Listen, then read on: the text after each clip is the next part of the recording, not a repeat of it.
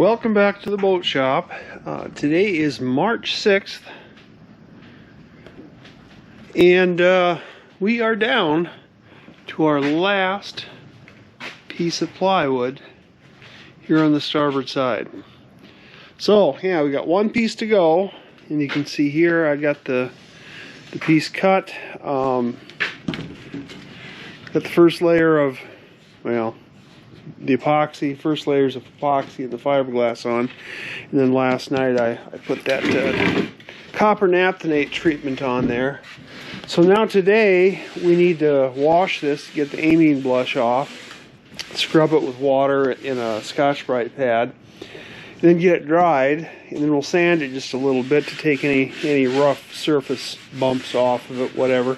And then key it a little bit too for the next layer of epoxy, and then put another layer of epoxy on this, and then let that cure for 2 days, and then we'll be able to put it up and glue it in place. Now today also I'm gonna do a little more sanding on here, any place where I've got screw holes filled and epoxy that's cured epoxy that's on there. I'll sand that to knock down any high spots, and also to key it for the next layer of adhesive to hold it onto the boat. But that's where we are here now, almost done. A couple days we'll be done with this side, and then before I can start on the side over here, I'm gonna have to do a little work and get some odds and ends done and get this stuff all here cleaned out and give me enough room to work. And all this plywood and all this lumber is going to have to be moved, so I've got room to get my scaffolding in there and get some work done on this side.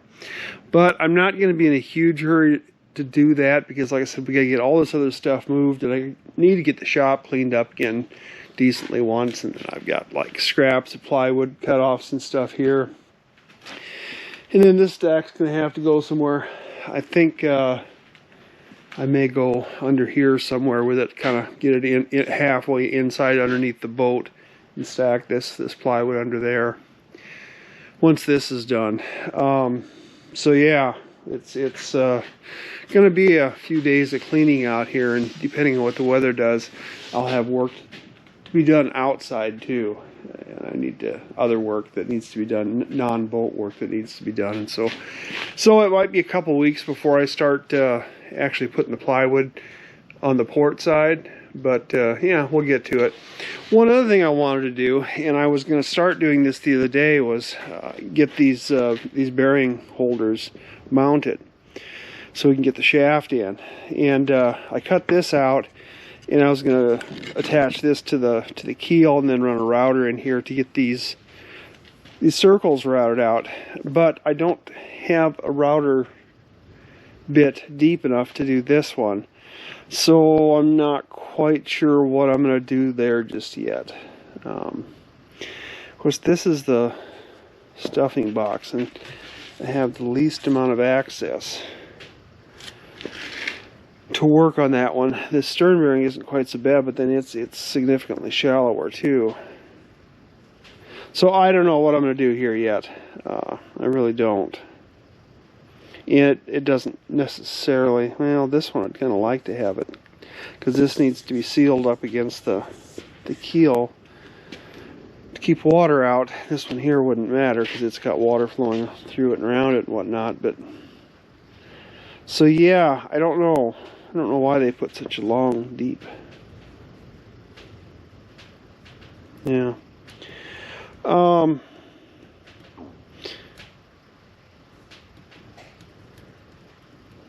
Yeah, we'll see what happens there. I don't know. I don't know for sure. I don't have a. Geez, I don't know if I'm going to be able to get a router bit that deep either. But we'll see. We'll see. So that's kind of one of the next things I want to do too, and I can't do that until I pull the shaft back out again to work on the one back here. At least I could do the one inside, but that bearing housing that goes back here, I'll have to pull that shaft out to ream that out and then put some epoxy back in there, and I can't do that until I get all this stuff out of the way. This would run right into that stack of plywood there.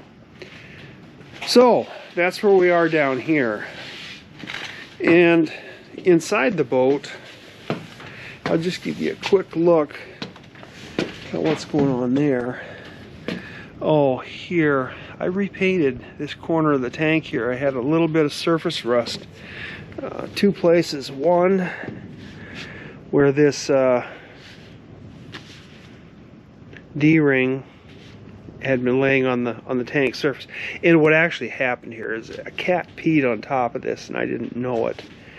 And of course it stayed on there for quite some time before I realized what had happened, and yeah, led to a little bit of surface rusting. So I sanded that down and reprimed and painted it, or at least there's one more coat on there now.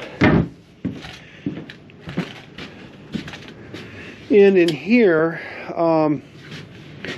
yeah, I pretty much got these cabinets all structurally done. I got the face trim to put on.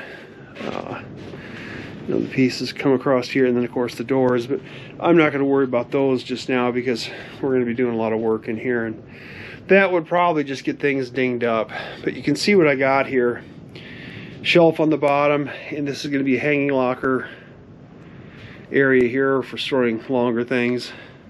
Another cabinet on top, and then this side's going to be all cabinets and shelves. So yeah, I got a little bit of cleaning up done in here the other day.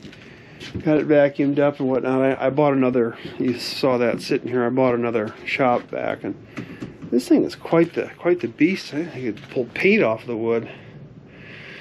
Almost a little too much, but yeah, I suppose that's better than too little. Oh, one other thing I was going to show you. These are the little vents that I got.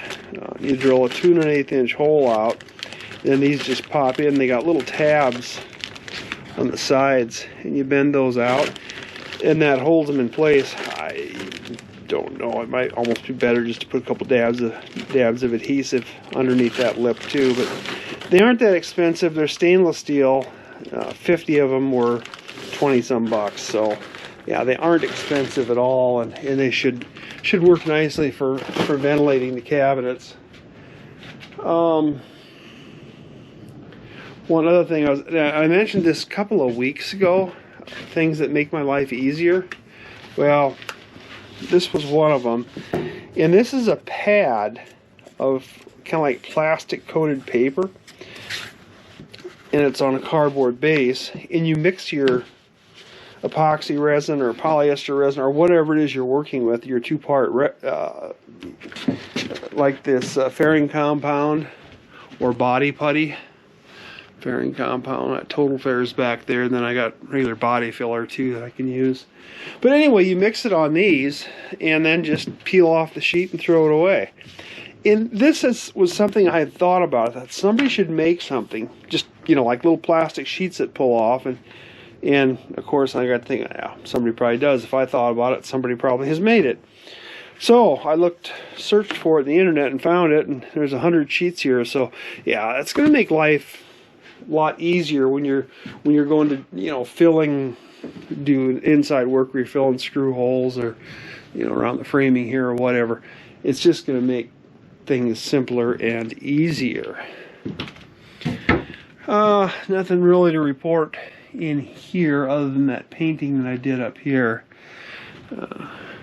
I did that, put the top coat on yesterday, and yeah, it's nice and dry now. And I'm wondering if a paint brush isn't better.